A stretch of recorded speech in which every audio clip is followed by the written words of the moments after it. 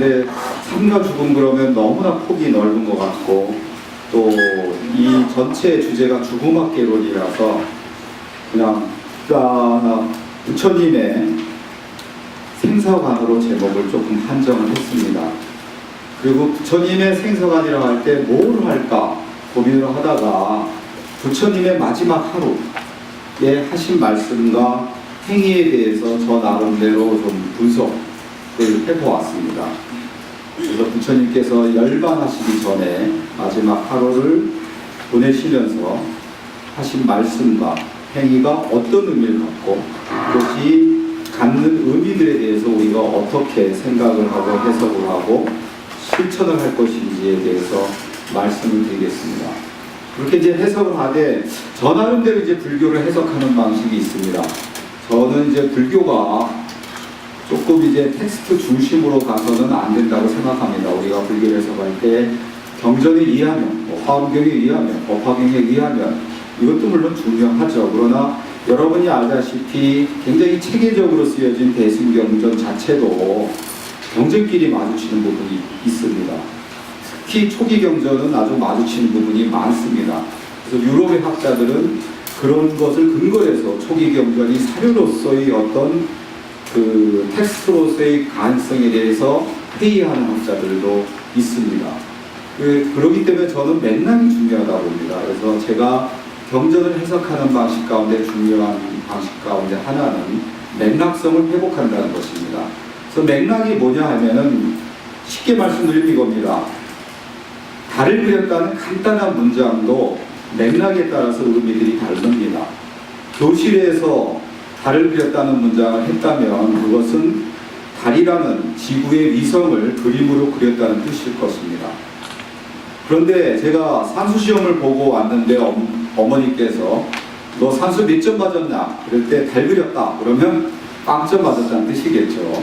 그리고 어느 여성이 오랜 동안 고개 위에 올라가서 기도하듯이 기다리다가 내려온 뒤에 달 그렸다 그러면 멀리 떠난 남편을 기다렸다는 뜻입니다. 이런 식으로 맥락에 따라서 텍스트들은 의미가 다양해집니다. 그리고 텍스트의 의미는 끝이 없습니다. 달에서 떠오른 낱말을 초등학생한테 적어보라 그래도 수없이 많이 적습니다. 200개, 300개 낱말 적습니다. 그 떠오른 낱말 200개, 300개가 다 달의 뜻이 됩니다. 엄마 얼굴도 되고 눈동자도 되고 호수도 되고 다 그게 달의 2차적 의미들입니다. 그런 굉장히 열려있죠. 열려있는 장점이 있지만 거기에 울타리를 치는 방식은 또 맥락을 부여하는 겁니다. 그래서 달의 의미가 다양하지만 교실의 맥락에서는 그거는 지구의 위성이다. 산수시험을 보고 맥락에서는 빵점이다. 뭐 번박한 비중 화투판에서 달 그렸다 그러면 무슨 뜻이겠어요? 팔광패를 들었다는, 보름달 뜬 팔광패를 들었다는 뜻입니다. 이런 식으로 맥락이란 것도 한정을 하고 한정을 하면서 또 맥락이 하는 기능이 있습니다. 뭐겠어요? 구체성과 진정성을 부여합니다. 텍스트의 해석은 구체성이 없습니다. 근데 그렇게 맥락을 부여함으로 해서 그 해석에는 구체적인 삶이라든지 현실이라든지 시대적 배경 같은 게 들어갑니다. 별 그럼 우리가 구체성 없죠. 그러나 일제시대 때는 맥락이다. 그러면 독립의 희망이라는 뜻을 갖게 되고 우리는 그 독립의 희망을 생각해서 얼마나 일제시대 때 우리 청년들이 압박을 받았고 좌절을 했고 또 학도부에 끌려가서 죽었고 또 그런 좌절과 절망 속에서도 별을 바라보면서 얼마나 조국의 독립을 열망했는지를 우리는 떠올리게 됩니다. 그렇기 때문에 저는 더욱더 맥락성을 부여해야 된다고 보고 그렇지만 또 하나는 부처님께서 하신 말씀은 당시에 맥락이 있습니다. 누구에게 그 말씀을 하셨건 아난다에게 말씀하셨건 또 다른 대중들에게 말씀하셨건 그 말씀을 하시고 또 받는 그 맥락들이 있습니다. 특히 부처님께서는 상대방의 근기에 따라서 말씀을 달리하셨습니다. 응명여약을 했었습니다. 대기설법을 하셨습니다. 그렇기 때문에 경전은 어떤 맥락을 갖다 복원시켜야 된다고 합니다. 그리고 또 하나는 지금의 어떤 한국 불교가 학문의 발전이 상당히 미진합니다. 사실 불교국가 몇 나라 안 됩니다. 근데 제가 대만에서 열린 세계 불교학대에 갔다가 충격을 받았습니다. 한국 세션이 처음 만들어졌답니다. 그래서 한국 세션에 가서 발표했어요. 근데 발표장에 외국 학자는 딱 한 분밖에 안 오셨습니다. 그게 우리 한국의 불교의 위상입니다. 우리 운물한 개구리처럼 야 유럽 애들 뭐 우리한테 불교는 배워야 돼 그렇게 하지만 그런 사이에 그쪽은 굉장히 학문적인 온축을 해서 벌써 우리를 넘어서는 불교를 했습니다. 몇 년 전까지만 해도 유럽 불교학자들이 쓴 걸 보면 형편없었어요. 기초도 안 돼 있었고 연계에 대한 이해가 안 돼 있었고 상당히 그들 나름대로 서양식으로 해석하고 그래서 엉터리가 많았어요. 근데 지금은 우리보다 앞서는 논문들이 엄청나게 많이 나오고 있습니다. 그래서 지금 거꾸로 제가 불교평균 편집위원장을 하고 있는데 해외 논단에다가 그들 유럽 사람들이 쓴 논문을 싣고 있습니다. 그런 이유도 거기에 있습니다. 그랬던 이유 중에 하나가 우리가 재해석을 안 했습니다. 오늘날의 맥락에서 재해석을 안 했습니다. 그 때문에 불교 경전이 오늘날의 우리 삶에 대해서 비춰주는 것들이 부족했던 것이 많았습니다. 그렇기 때문에 저는 오늘날의 맥락에서 또 재해석하는 작업이 있어야 된다. 그럴 때 이제 원리는 저는 첫째는 연기론에 부합하냐 안 하냐입니다. 연기론이 아닌 실체론적으로 해석한 것은 일단 의심하고 들어가야 된다고 봅니다. 두 번째는 뭐냐면 팔정도와 같은 원칙에 맞느냐입니다. 세 번째는 이제 동의하지 않는 분들 계시겠지만 과학과 부합하는 것입니다. 서양 애들이 지금 불교를 굉장히 높은 차원으로 올려놓을 수 있었던 것은 그들이 수백 년간 쌓아온 근대 학문 체계랑 결합을 해서 불교를 상당히 과학과도 결합하고 오늘날의 유럽인들한테 뭔가 의미를 던질 수 있는 것으로 탈바꿈을 했기 때문입니다. 달라이 라마조차도 그랬죠. 달라이 라마 존자께서도 과학과 경전이 맞설 때 난 과학을 택하겠다는 말씀을 하셨습니다. 그래서 저는 오늘 그 부처님의 마지막 날에 행적과 말씀을 이제 장하함경의 유행경을 바탕으로 하되 그 행적과 말씀을 좀 더 서양의 몇몇 학문의 발전을 이룬 것하고 결합해서 말씀을 드리려고 합니다. 자, 그럼 이제 첫 번째가 부처님의 마지막 가르침이 뭐예요? 자, 넘어가기 전에 여러분들이 죽음에 대해서 잠시 생각해 보겠습니다. 인간이 1년에 600억 마리나 되는 동물을 매년 죽이고 있습니다. 그리고 우리나라에서도 우리가 치킨으로 죽이는 닭이 1년에 10억 마리나 됩니다. 어마어마하죠. 자, 그리고 인간이 어떤 사고라든지 병으로 죽지 않고 폭력에 의해서 살해되는 사람만 47만 5천 명에 달합니다. 그리고 이것은 피카소가 그린 아주 유명한 그림입니다. 우리나라 한국전대 신천에서 있었던 학살을 그린 그림입니다. 이거는 이제 로버트 카파의 그 어느 인민전선의 병사의 죽음입니다. 막 진지에서 나와서 돌진하려는 순간 바로 총을 맞는 순간을 포착한 것입니다. 그래서 어떤 전쟁의 냉혹함, 휴머니티와 전쟁이 어떻게 대립할 수 있는지를 잘 보여주는 사진이고 반전운동에 상당히 모티프를 제공한 사진입니다. 자, 이것은 얼마 전에 시리아 난민 아기 아일란이 보트를 타지도 못한 채 바닷가에 죽어 있는 사진이고 많은 유럽인들에게 난민을 연대해야 된다. 그렇게 해서 난민과 연대할 수 있는 그런 뭐라 그럴까 공감과 우리 용어로 보면 동체 대리심을 바라게 한 사진입니다. 그리고 이건 프랑스 대혁명 때 혁명가였던 마라가 자살했던 것을 루이 다비드라는 사람이 그린 그림입니다. 그리고 이건 예수님의 죽음을 그 성모 마리아에서 아주 비통함으로 안고 있는 것을 이제 미켈란젤로가 조각한 것입니다. 그래서 피에타라고 모성과 신과 인간의 어떤 여러 가지 면들을 갖다가 잘 조각한 거죠. 그 다음에 이건 뭐 여러분 다 아시다시피 부처님께서 사라산수 아래에서 마지막으로 인멸하던 것을 조각한 것입니다. 그리고 이건 tik광득 스님이 소신공명한 것입니다. 정권의 어떤 반불 불교 탄압운동과 부조리하고 부패한 것을 갖다가 또 월남전을 반대하면서 소신공명한 것입니다. 이것이 유럽인과 미국에게 엄청난 충격을 줬고 그들이 베트남전 반전 운동을 하는데도 상당한 동기부여를 했습니다. 우리나라에서도 문수스님이 4대강 반대하시면서 소신공명하셨고 얼마 전에 촛불 때도 정원 스님이 소신공명을 하셨습니다. 그리고 이번 하남 선사께서 월정사에서 자탈 임망하실 것입니다. 제가 볼 때 근대의 마지막 초인이 하남 선사인 것 생각합니다. 그래요. 이분도 장례식을 할 때 화장을 했는데 6.25 때 그 불길이 아주 기이하게 솟아 올라갔다고 합니다. 그리고 이제 부처님의 마지막 하루를 이제 한 것인데 지금 동영상이 지원이 안 돼서 이건 그냥 넘어가겠습니다. 자, 붓다의 마지막 가르침이 뭡니까? 부처님께서 가장 마지막에 죽기 직전에 하신 그 가르침이 뭐예요? 아세요? 모르세요? 자, 이겁니다. 방해하지 말라. 또 모든 존재는 다 무상하다.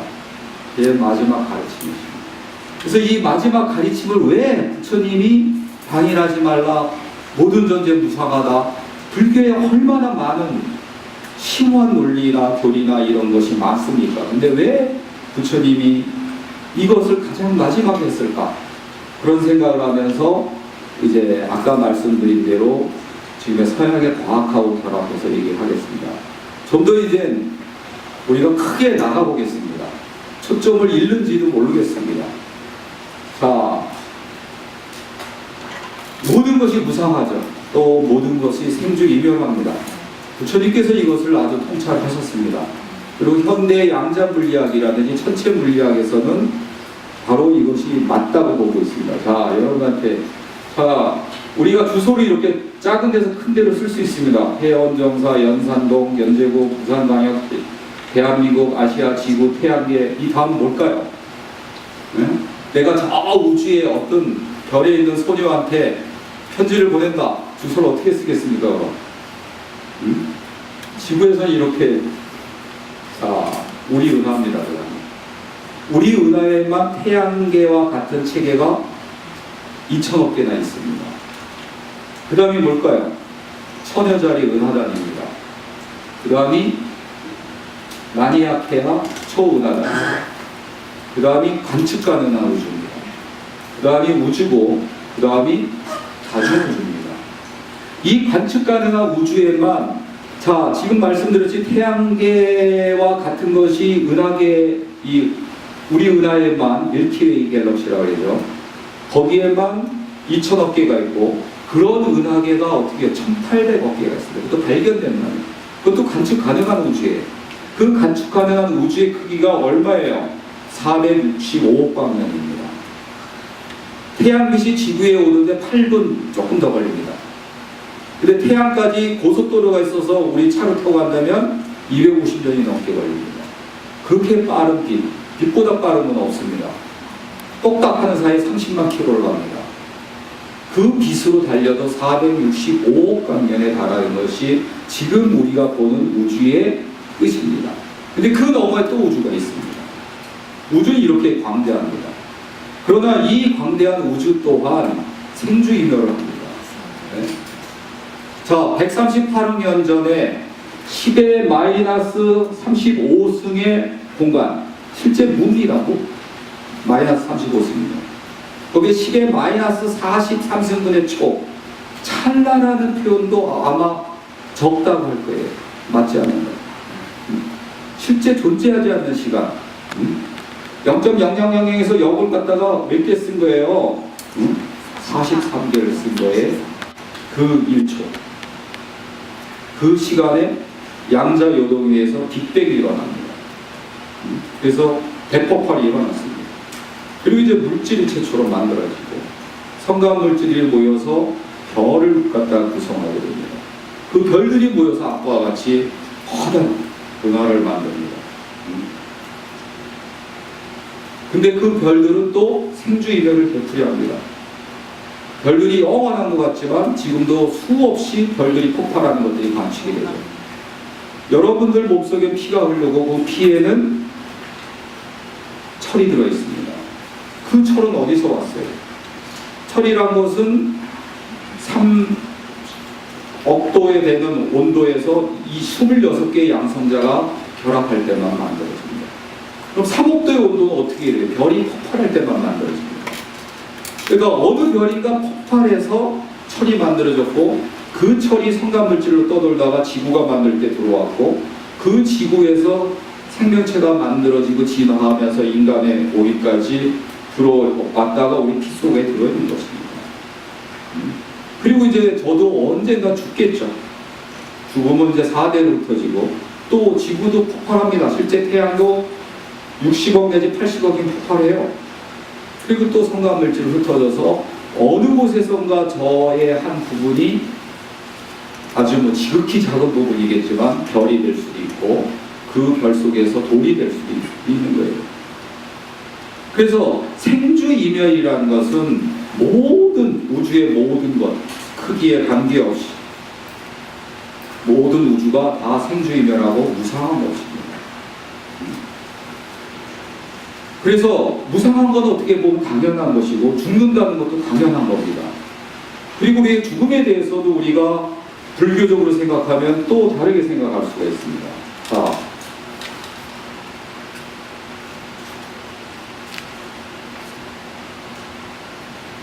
여기 딱정벌레가 있다. 그래서 제가 발로 밟았다. 그러면 우리가 죽었다고 합니다. 그러나 그 딱정벌레를 가만히 지켜보면 개미가 물어가서 여왕개미를 먹으면 어떻게 돼요? 여왕개미가 개미 알을 낳습니다. 그리고 딱정벌레 껍데기에도 수억 마리의 미생물이 깃들게 됩니다. 그러면 이코시스템이라고 그러는데, 우주의 전체 생태계의 틀에서 보면 딱정벌레는 죽었다고 생각하기보다 뭐예요? 미생물과 개미로 바뀐 것 뿐입니다. 그런 수없는 과정 속에 우리 있는 것입니다. 그렇기 때문에 인간이 죽는다는 것, 그것은 너무나 당연한 생주이멸의 과정 가운데 하나죠. 그리고 모든 것은 부처님 말씀대로 무상합니다. 자, 근데 왜 부처님은 모든 존재 무상하다면서 방일하지 말라는 말씀을 했을까요? 네? 거기에다가 자, 생명들을 봅시다. 우선 이 생명들을 보면 이 6가지를 해야 생명이다. 물질대사랍니다. 여러분 저녁 공양 드셨죠? 그러니까 저녁 공양을 먹었습니다. 먹으면 그것이 소화가 되고, 소화시켜서 그것이 어떻게 돼요? 에너지를 공급하고, 우리 몸의 세포들이 그 에너지로 갖고 이렇게 강의도 저는 할 수 있고, 여러분도 앉아서 뭐 머리를 굴리시든 글씨를 쓰시든 하게 되는 것입니다. 머리만 해도 굉장히 많은 에너지를 소모합니다. 또 물질 대사예요.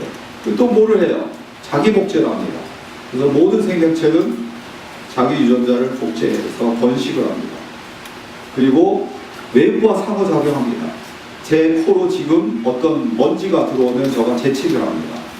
그리고 내 몸이 변합니다. 외부와 상호작용하면서 먼지를 토해내고, 여기에 있는 뭐 이렇게 코 속에 털이라든지 이런 것들이 변하게 됩니다.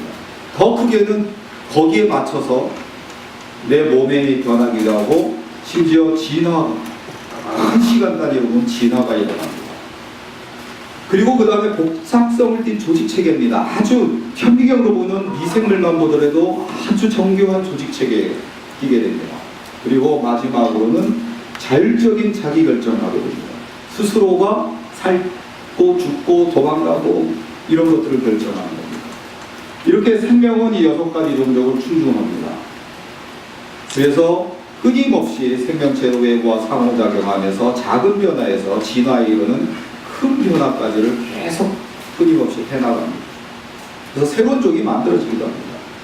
진화는 예전처럼 화성만으로 이제 증명되지 않아요. 진화는 이제 몇 가지로도 진화, 창조론이 아니라 진화론이 맞다는 게 증명이 되는데, 그 중에 하나가 뭐냐면은 지구상에 존재하는 모든 생명체, 이 눈에 안 보이는 미생물에서부터 커다란 세쿼이아 나무든 커다란 코끼리든 사람이든 다 뭐예요? 진핵세포의 후손입니다. 그래서 모든 세포는 진핵세포처럼 생겨 있습니다. 그래서 이렇게 세포막이 있고, 그 안에 핵이 있고, 핵 안에 미토콘드리아가 있고, 이런 세포 구조를 갖게 됩니다. 그러니까 원래 원핵세포였는데 이것이 진핵세포로 진화했어요. 그래서 원래 아까 말씀드린 물질 대생하게 돼 있어요. 그러면 다른 생명체가 먹이가 돼야 돼요. 그러거나 아니면은 토해내서 분리가 돼야 돼요. 근데 이상한 일이 벌어졌습니다. 과학적으로는 아직 해명을 못했어요. 다른 생명체가 들어왔는데 둘이 공존해버린 거예요. 그래서 미토콘드리아가 들어왔는데 어떻게 돼요? 먹이가 되지도 않고 소화가 되지도 않고 또 바깥으로 세포 막 바깥으로 나가지도 않고 공존하게 된 거예요. 그게 진핵세포예요. 그리고 그 진핵세포가 외부와 상호작용하면서 박테리아도 만들고 코끼리도 만들고 원숭이도 만들고 인간도 만들고 이런 것입니다. 그래서 모든 생명체, 지구상에 지금 존재하는 모든 생명체는 다 진핵세포가 변한 것입니다. 하나도 예외 없이. 그걸로도 우리가 이 생명체들이 어떻게 생주이멸하는지를 얘기를 할 수 있습니다. 그래서 아까 강의 시작할 때하고 지금하고 몇 분 안 흘렀지만 제 얼굴이 똑같다고 생각이 안 들죠. 뭐 겉으로 보기 똑같지만 제 얼굴 세포 수천 개, 수만 개가 변했습니다. 자, 그래서 한 생명이 죽는다는 것은 실체론적으로 보면 죽는 거지만 이것은 다른 생명체의 탄생과 전이기 것입니다. 우주도 마찬가지로 아까 어떤 별이 폭발해서 그 별의 죽음이지만 그 별이 지구를 만들고 지구를 만들어서 그 별이 폭발할 때 만들어진 철이 내 피 속에서 지금 흐르고 있고 내 몸의 한 부분을 형성하고 있는 것입니다. 자, 우리는 영원하길 바랍니다. 그래서 우리 대한민국이 인류 문명이 영원하길 바래요. 특히나 지금은 저는 얼마 전에 불교평론이 문명의 지속에 대해서 세미나를 했습니다. 며칠 전에 저번 주 금요일 날. 왜? 저는 지금 인류가 문명의 어떤 종점에 와 있다. 그렇기 때문에 인류 문명이 지속할 것이 아닐지, 지속하려면 어떻게 해야 되는지를 지금쯤은 성찰하고 대안을 모색하지 않으면 우리에게 22, 3세기가 없을 수도 있다.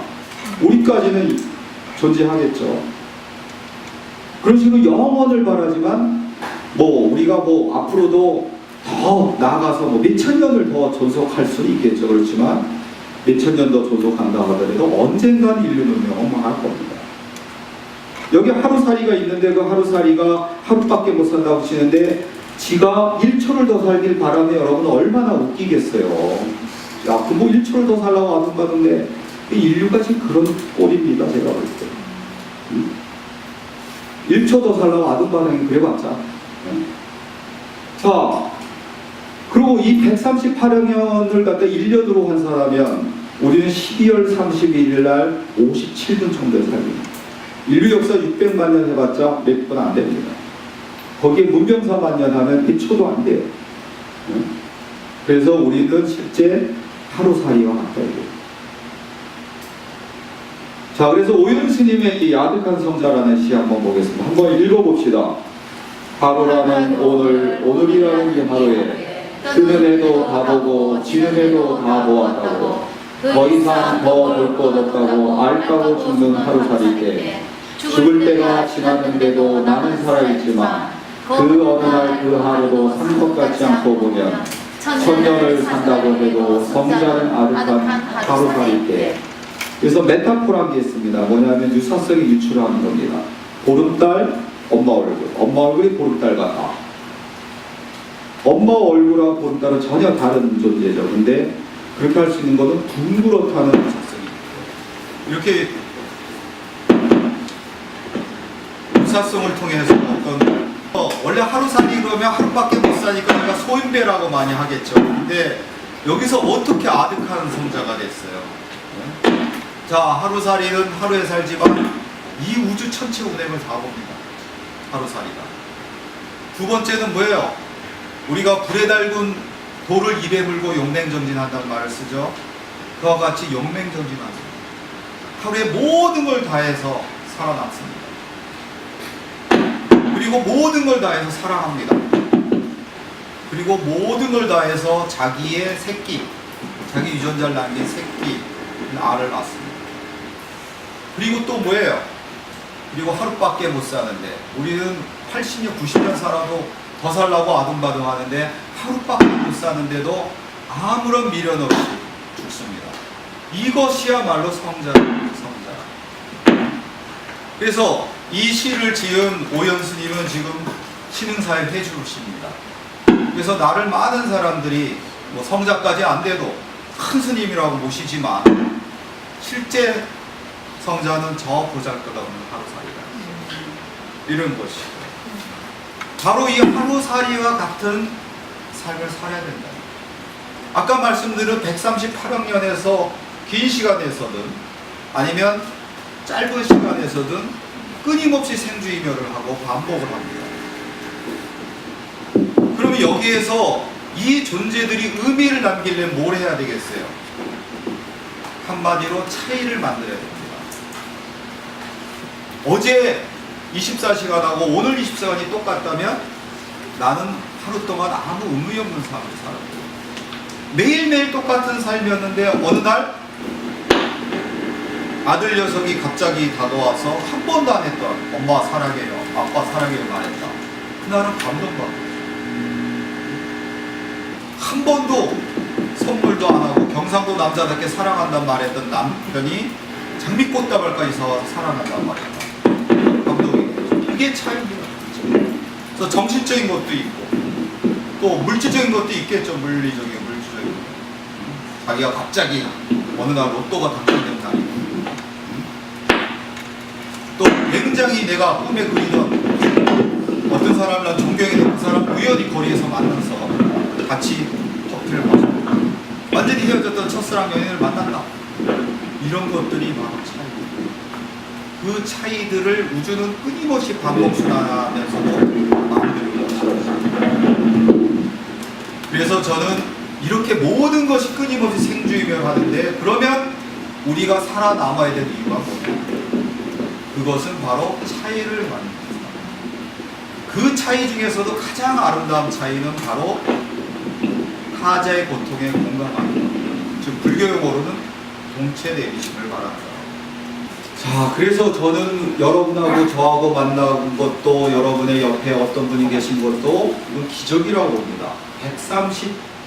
138억 년 가운데 0.0000 이거 완전히 그 로또 복권 당첨되는 것보다 분명히 더 가능성이 없는 확률이죠. 시간으로. 공간도 마찬가지죠. 465억 광년 가운데 이 지구상의 대한민국의 부산이라는 곳, 여기서 만나는 것 자체가 우리 기적이라고 봅니다. 그렇기 때문에 옆에 있는 분, 이 자리, 이것이 너무나 소중한 것이고 거기서 우리가 이렇게 끊임없는 반복과 순환 속에 있지만 우주의 광대한 우주에서 보면 우리는 하루살이조차도 안 되지만은 그럼에도 불구하고 나는 이 우주의 끊임없는 영겁의 무시무정의 반복 속에서 차이를 만들어낼 수 있다. 그 차이들이 바로 아름다운 것이고 그것이 의미를 만드는 것이고 그래서 부처님께서도 그 차이를 열심히 만들어라. 그래서 방일하지 말라는 것을 마지막으로 무상과 함께 모든 존재가 무상하다는 것과 함께 방일하지 말라는 말씀을 하셨다고 봅니다. 자, 그러면 서가모니의 두 번째 가르침이 뭘까요? 자, 두 번째는 이 부분만 읽어보겠습니다. 아나나 울지 말아라. 이별이란 우리에게 가깝고 소중한 모든 것에서 피할 수 없는 것이라고 내가 이미 내게 말하지 않았더냐. 태어나고 생겨나고 조건지어진 것은 무엇이나 그 자체 안에 사멸할 성질을 포함하고 있다. 그렇지 않을 수는 없다. 특히 태어나고 생겨나고 조건지어진 것은 무엇이나 그 자체 안에 사멸할 성질을 포함하고 있다. 이 대목이라고 봅니다. 이 대목은 저는 바로 연기론, 또 연기론에서도 12연기를 말씀하신 거라고 봅니다. 자, 여러분이 다 잘 알다시피 자 마음경에 보면 이것이 있음으로 말미암아 저것이 있고 이것이 생김으로 말미암아 저것이 생긴다. 이것이 없음으로 말미암아 저것이 없고 이것이 사라짐으로 말미암아 저것이 사라진다라고 말합니다. 자, 여기 어항 두 개가 있습니다. 이거 왜 여기다 집어넣었을까요? 제가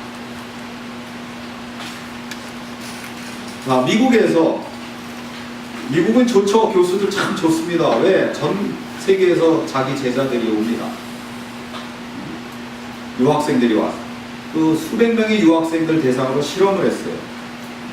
어항을 잠깐 이렇게 보여주고 그림을 그리게 했어요. 그랬더니 유럽계 유학생들은 어쩌고 어항을 그렸겠어요? 얘를 그렸어요. 동양계 유학생들은 왼쪽에 어항을 그렸습니다. 그러니까 유럽 애들은 아까 딱정벌 얘기하면서도 말씀드렸지만은 실체론적 사고를 합니다. 그러니까 어항의 영상을 딱 보여주고 그림을 그리라 그러면 실체론적 사고를 하니까 붕어 한 마리 딱 어항 속에 들어요.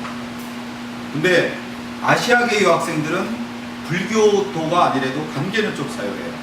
그래서 이들은 어항만 그린 게 아니에요. 수초도 그리고 심지어 어떤 학생은 책상까지 그리게 됩니다. 그러니까 연기론이라는 것을 여러 가지로 얘기하지만 하나는 뭐예요?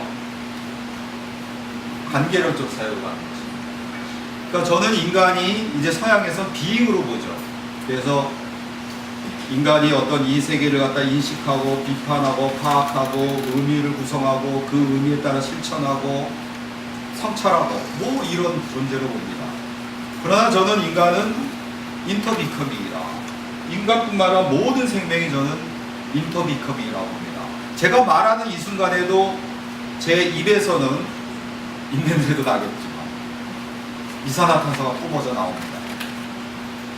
그리고 눈에는 안 보이지만 제 앞에는 이 공기에는 수 없는 미생물들, 박테리아들이 있습니다.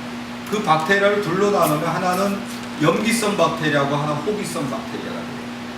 그럼 제 입에서 뿜어져 나오는 이산화탄소에 대해서 호기성 박테리아는 얘가 1억 마리 있다면 5천만 마리로 줄어듭니다. 반대로 염기성 박테리아는 1억 마리가 있다면 2억 마리가 됩니다. 이렇게 대기가 변합니다. 그리고 이 변한 대기를 여러분이 마십니다. 그걸 마시고 여러분 몸이 변합니다. 그리고 우리가 술을 먹으면 알코올 성분이 있는 숨을 토해내듯이 달라진 숨을 토해냅니다. 그래서 우리는 인터비커밍입니다. 틴다칸 스님은 인간이란 존재를 비잉이 아니라 인터비잉이라고 했어요. 서로 이런 연기적 관계에서 연관이 있다고 봐서. 근데 그거는 정태적으로 해석한 거라고 봅니다. 저는 거기서 더 나가서 인간 아니라 또 모든 생명체는 인터비커밍이다. 찰나의 순간에도 역동적으로 내가 다른 존재를 만들어주고 그 존재 또한 찰나의 순간에도 나를 변화시키는 것입니다. 물리적인 것만이 아닙니다. 정신적으로도 마찬가지입니다. 제가 어떤 말을 하고 여러분 중에 사고를 바꾸게 되고 그 바꾼 사고가 또 저를 변하게 합니다. 강의하는 순간에도 마찬가지입니다. 이 강의하는 사람들은 무당과 과학자를 왔다 갔다 한다고 유명한 프랑스의 사회학자가 말을 했어요. 왜? 저 그렇습니다. 여러분들 이렇게 표정 보는데 여러분이 이렇게 오늘처럼 진지하고 집중이 돼 있는 것 같고 막 고개를 끄덕여주고 이러면 저도 신나서 무당이 됩니다. 그러다가 어느 순간에 또 냉철한 과학자로 또 돌아옵니다. 그것을 왔다 갔다 하면서 강의를 하게 됩니다. 그래서 제 강의 내용이 바뀌게 됩니다. 제가 신나게 되면 어떻게 되겠어요? 저도 모르게 막 기분이 막 들떠갖고 막 제 모든 상상력과 지혜를 동원해서 풍성한 강의를 막 하려고 노력합니다. 그러다가 어떤 때 또 이성이 감성을 갖다가 제어하지 못해서 막 감성적인 강의를 하게 됩니다. 그러다 이제 과학자로 돌아와서 감성을 제어하고 이성적인 강의를 하게 됩니다. 그 대신 이제 재미없겠죠. 그런 식으로 서로가 주고받고 이런 끊임없는 소통과 피드백이 일어나게 됩니다. 그렇기 때문에 저는 인간이라는 것은 비잉인 것도 물론 맞죠. 그러나 인터비커. 그렇기 때문에 이제 불교에서 이제 공이라고 말하는 거예요. 저는 생명이라는 정의도 어떻게 정의하냐? 저는 차이를 생성하는 공이다. 이렇게 이제 정의합니다.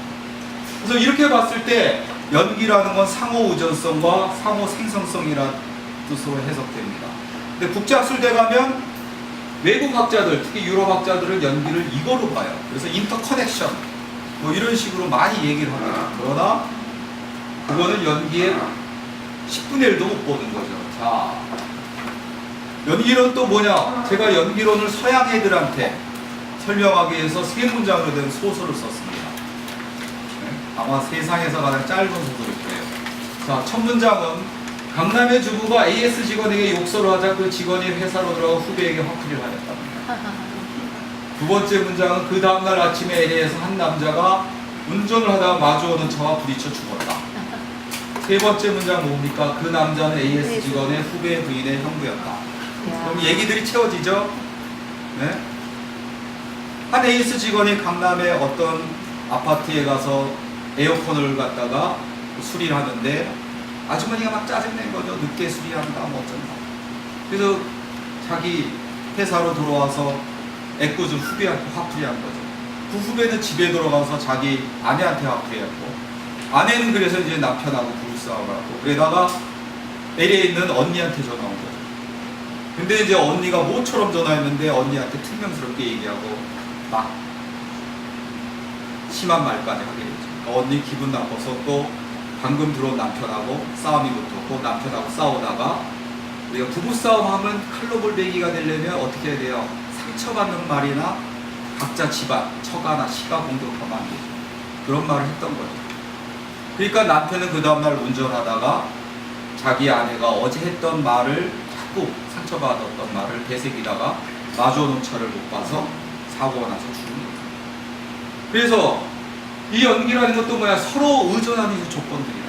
그리고 인과관계라는 것이 서양에는 직선적으로 봐요. 원인과 결과가 나다. 근데 우리는 결과가 다시 원인을 만든다. 그래서 부처님이 한 두 번째 가르침은 바로 저는 이 12연기라고 합니다. 이것을 역관으로 읽겠습니다. 이해를 위해서. 자, 노사. 저도 언젠가 노세에서 죽어버리겠죠. 제가 뭐 외계인이라 그럴 정도로 체력이 좋았었어요. 얼마 전까지만. 근데 이제는 저도 지금 나이가 뭐 얼마 안 돼요. 60인데요. 지금 옛날과 달리 이제 굉장히 뭘 하면, 얼마 전에 명진 스님 무슨 단식하는 데 가서 하룻밤 샜더니 지금까지 피곤해요. 그 노쇠하죠. 그 노쇠한 건 왜 일어나는 겁니까? 이렇게 노사라는 게. 내가 태어나고 출생했기 때문에, 생겨났기 때문에. 계속 지금도 나는 생을 유지하려고 어떻게 해요? 아침, 점심, 저녁 꼬박꼬박 챙겨 먹습니다. 피곤하면 어떻게 시간 나면 또 잘라고 그럽니다. 어디 가서. 그거는 또 유예요. 내 존재 자체가 형성돼요. 그 다음에 그 유라는 것은 어떤 유에 대한 집착이 있죠. 나 살려고 하는 집착을 가졌다든지. 그런 집착이 있기 때문이다. 그 유 밑에는 뭐가 있어요? 저는 욕망을 갖고 있습니다. 살려는 욕망. 그 살려는 욕망 바탕에는 뭐 자기 건식을 해서 성적 욕망도 갖고 있고, 명예욕도 있고, 권력욕도 있고, 주로서 성적 욕망 갖고 있습니다. 그 다음에 이 욕망은 뭐예요? 그 욕망 밑에는 괴롭고 즐거움, 또 괴롭지도 즐거움을 느끼는 어떤 감수작용이 있어요. 그래서 누군가 나에게 좋은 말을 해주면 나는 마음이 즐겁죠. 그러나 누군가 나를 때리거나 저를 욕하면 마음은 괴롭습니다. 그런 감수작용이 일어나요. 그 다음에 그 감수작용은 되게 초기 도발하게 됩니다. 예를 들어서 제가 제 아내하고 맨 처음 했던 첫 키스의 그 달콤함은 지금도 기억이 납니다. 제가 첫 키스 언제 했는지 알아요? 우리 때는, 여기에 나이 드신 분이 이해하시겠지만요, 제가 죄송합니다. 저보다 나이 드신 분. 우리 때는 대학교 다닐 때요, 손잡는데 한 달 걸렸습니다. 맞습니다. 네, 지금 애들은 뭐 하루 만나서 그날 원나잇 스탠드도 하지만 한 달 이상 걸렸어요. 제 집사람 손잡는데 한 달 이상 걸렸고 키스 못했어요. 언제 제 집사람 키스해둔 줄 알아요? 저 영장 봐서 군대 가기 전날. 그거 잊지 못합니다. 그건 어떻게 해요? 제 집사람과 제 혀가 닿았기 때문에, 대상이 감각기관에, 내 그 혀의 감촉을 느끼는 어떤 감각기관에 집사람 혀와 접촉했기 때문에. 그 다음에 저는 이 감각을 느끼는 그 혀의 부드러움, 이런 달콤함을 느낄 수 있는 혀가 있기 때문입니다. 그것이 이제 육처입니다. 그리고 그 육처가 생긴 거는 뭐예요? 명과 색이 합쳐져. 불교의 생명과는 기독교의 생명과하고 굉장히 차이가 납니다. 명과 색이 합쳐진 곳에 뭐예요? 식이 깃들어져야 생명입니다. 네. 그래서 명색이 있고, 그 명색은 식이란 것이 어머니, 아버지가 성행위를 했고, 그 다음에 정자와 난자가 만나서 수정란이 만들어지고, 그 다음에 식이 깃들면 이게 불교에서는 생명이라고 합니다. 그리고 그 식이 깃든 거는 어떤 이런 생명을 만들려는, 자기가 하나의 존재로 실제하려는 에너지가 있습니다. 근데 그 에너지를 갖게 되는 건 뭐예요? 무명하기 때문에, 근원적으로 무지하기 때문입니다. 근원적인 어떤 무지, 무명, 이게 없었다면 나는 태어나지 않았을 수도 있습니다. 그럼 이걸 거꾸로 하면 무명 있게 행위 있고 행위 있게 식 있고 명세 있게 해서 노사가 만들어집니다. 그렇기 때문에 우리의 죽음이라는 것은 태어날 때부터 이미 죽음이 들어와 있는 것입니다. 이건 생명체는 너무나 당연한 것이고, 부처님께서는 다른 것들도, 다른 존재들도 이 시기 연기에 따라서 생주이멸을 한다고 보신 것입니다.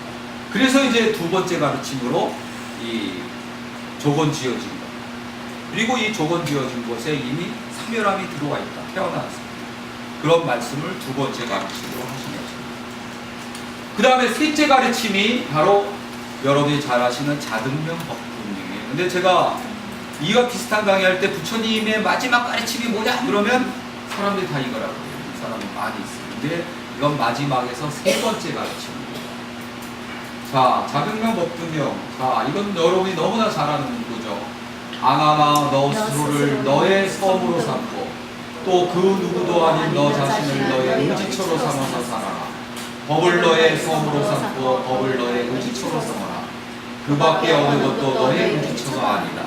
그래서 섬과 등은 같아요. 그래서 원래는 섬이었는데 이제 한역으로 하면서 등으로 바뀌어서 이제 자등명 법분명으로 하고 있는 거죠. 자, 그래서 이것을 또 설명을 해드리기 위해서 진화생물학을 말씀드렸습니다. 우리가 오랜 동안 인간이 본성이 선하냐 악하냐 갖고 논쟁을 했었습니다. 그래서 우리가 잘 아시는 맹자는 인간이 원래 선한데 이런 어떤 사회 생활을 하다 보니 또 이런 뭐 나쁜 지도자를 만나다 보니 악하다 이렇게 얘기를 했고, 순자는 원래 인간은 악하다, 인간은 탐욕스러운 존재인데 문명에 의해서 뭐 교육에 의해서 선을 갖게 된 거다, 법에 의해서 또 어떠세요, 그렇게 논쟁을 했었습니다. 그러나 그거는 분명히 그분들이 거의 뭐 성인까지 아니면 현임이지만 그냥 번박한 아주 공갈 연속동 얘기한 겁니다. 그걸 이제 서양학자들이 과학으로 증명했어요. 맨 처음에 그 얘기를 한 것은 리차드 도킨스입니다. 자, 저도 이제 안식년 때 그 식상사에서 그 안식년을 보냈었어요. 그때 읽은 책이 바로 리차드 도킨스의 이기적 유전자라는 책. 저보고 충격받았습니다. 자, 이기적 유전자의 핵심을 얘기하면, 자, 38억 년에, 그 전까지는 36억 년인 줄 알았어요. 생명의 어떤 역사가. 36억 년 동안, 실제로 38억 년이죠. 생명의 어떤 이 진화와 생명체의 어떤 나고 사라진 생주이멸을 살펴봤더니 모든 생명은 이기적 유전자를 담은 생존기기에 불과하다. 그러면 이기적 유전자의 목적은 뭐예요? 유전자 풀 속에 자기 유전자를 늘리는 거다. 인간 또한 바로 이기적 유전자를 가는 생존기기에 불과하다. 그래서 인간의 목적 또한 뭐예요? 내 유전자를 늘리는 거예요. 그래서 이 리차드 호킨스가 여기서 얘기하는 것 중에 하나가 근연도라는 겁니다. 나랑 유전자가 얼마나 비슷하냐 이거예요. 자, 인간이 만물의 영장이라지만 침팬지와 유전자가 얼마나 같아요? 98.6%가 DNA가 같죠. 자, 내 아들은 저와 유전자가 얼마큼 같아요? 그 차이와 다른 거예요. 근연도로 보면 2분의 1이 같습니다. 왜? 내 아내 유전자와 내 유전자가 똑같이 반반씩, 절반씩 섞이기 때문에. 제 손자는 저와 근연도가 4분의 1입니다. 그래서 리차드 호킨스 말에 빌리면 근연도만큼 사랑한다 이거예요. 그래서 옛날에 어르신들이 그런 말씀 많이 하셨어요. 촌수만큼 무서워한 게 없다. 왜요? 그러면 촌수만큼 사랑하다. 그게 근연도랑 거의 비례하죠. 그래서 리차드 호킨스 그런 말을 해요. 자, 우리가 이타적이라 하는 것도 이기적이라 이거예요. 예를 들어서 독수리가 어느 새들을 잡아먹으러 왔는데 새 한 마리가 나서서 막 울어요. 동료새한테 알려줍니다. 야, 독수리가 날라오니까 조심하라고. 그러면 우리가 이타적으로 생각한다. 그러나 그것도 진화론적인 선택이다. 자기가 자기 유전자랑 닮은 유전자를 많이 남기기 위한 선택이 됩니다. 마치 어머니가 자기 새끼를 위해서 목숨을 던진 것과 같다 이거죠. 그래서 그거는 어머니 자체로만 보면 이타적이지만 전체 생물 집단으로 보면 자기 유전자의 2분의 1 가진 자기 새끼를 살려서 자기 유전자를 많이 남기려는 이기적 유전자의 선택이라는 거예요. 진화서 선택. 근데 이걸 보고 이제 충격을 받았어요. 왜? 첫째, 이거 과학이다 이거. 엄연하게 의사독이 쓰고 과학자답게 굉장히 많은 생명체 사례를 통해서 분석해낸 거예요. 그러나 이것을 완전히 믿게 되면 어떻게 돼요? 인류의 진보는 없어요. 이 세상은 언젠가 지옥으로 변할 거예요. 그래서 이것을 반대되는 또 이론들을 공부했습니다. 과학적으로. 그게 이제 사회생물학이에요. 그래서 사회생물학에서 어떻게 보냐, 한마디로 결론부터 얘기하면 인간은 이타적인 협력을 하는 존재다. 왜? 예를 들어서 제가 예전에는 사냥을 가면 한 달에 사슴을 3마리 잡았어요. 근데 10명이 짝을 지어서 갔습니다. 그때 40마리 잡은 거야. 그러면 이타적인 협력을 하는 것이 이기적 목적에 부합되죠. 그러니까 10명이 짝을 지어서 사냥을 갈 때 더 많은 사냥감을 얻어서 내 자식을 잘 먹고 잘 살게 할 수가 있죠. 여러분, 하나를 여담으로, 번박하지만 여담으로 하나 더 말씀드릴게요. 그게 얼마나 여자들은 80% 가까이가 뭐라고 물어봐요. 자기 남편 말 안 듣다 그러면 그냥 사랑하냐. 남자들은 뭐라고 물어봐요. 자기 아내가 바람 폈다. 너 그놈하고 섹스했냐? 왜 그래요? 네? 모든 수컷의 최악의 선택은 뭐겠어요? 네? 모든 수컷의 최악의 선택. 자기 새끼 아닌 놈을 키우기 위해서 지가 사냥 다니는 거예요. 그러니까 사자도 지 새끼 아니라고 생각하면 바로 물어 죽입니다. 그게 남아있는데 우리. 그러니까 남자는 어떻게 돼요? 섹스했냐 안 했냐 물어보거든요. 모든 여성의 최악의 선택은 뭐예요? 네? 남자가 자기 새끼를 키울 수 있는 사냥감을 안 잡아오는 겁니다.